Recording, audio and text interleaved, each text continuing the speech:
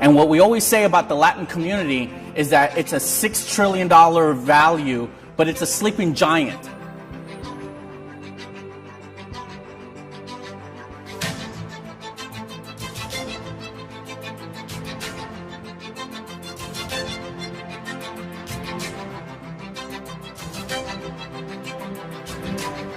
When we looked at this, we said we have to solve the problems for people like my mom, because I was the little kid right next to her that used to stand in line with her all the time.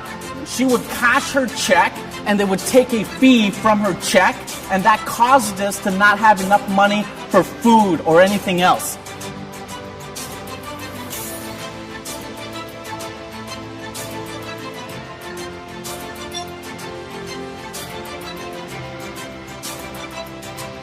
So at Uulala, we were focused on two major problems of the entire banking infrastructure, if you will. And the problem of how to actually establish microcredits.